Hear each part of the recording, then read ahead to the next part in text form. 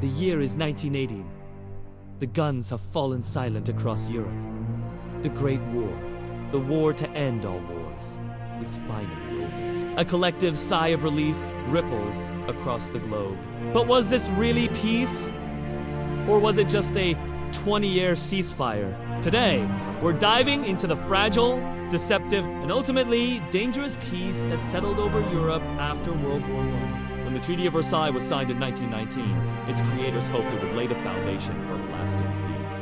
It redrew the map of Europe, created new nations, and established the League of Nations to prevent future conflicts. On paper, it looked like a fresh start, but beneath the surface, the seeds of another, even more devastating war were already being sown. Let's start with Germany.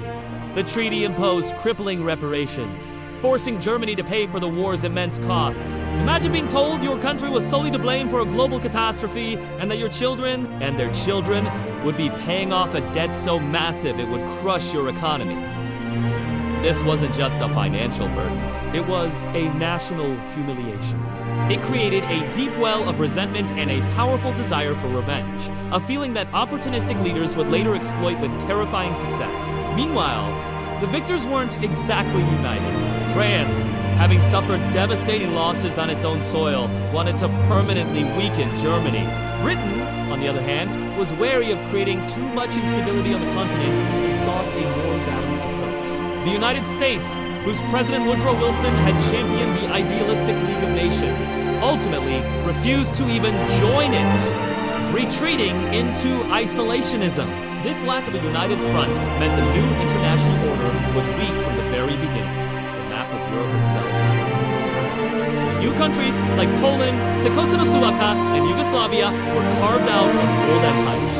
While this was a dream come true for many national groups, it also created a mess of new borders and trapped millions of people as minorities in foreign lands. Think about ethnic Germans in their newly formed Czechoslovakia or Hungarians in Romania. These new arrangements created constant friction and territorial disputes that simmered for years.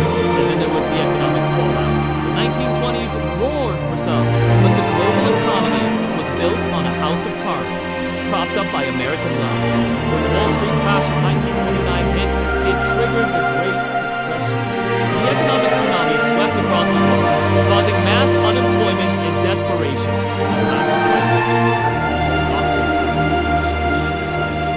Even Mussolini and his fascists were already in power. In Germany, the economic collapse made the radical promises of Adolf Hitler and the Nazi Party sound appealing to a desperate and humiliated population.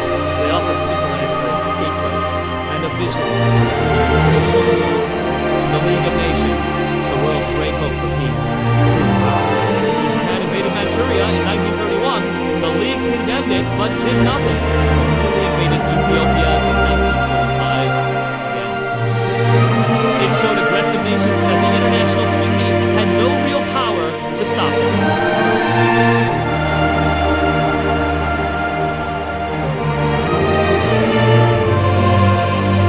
It was a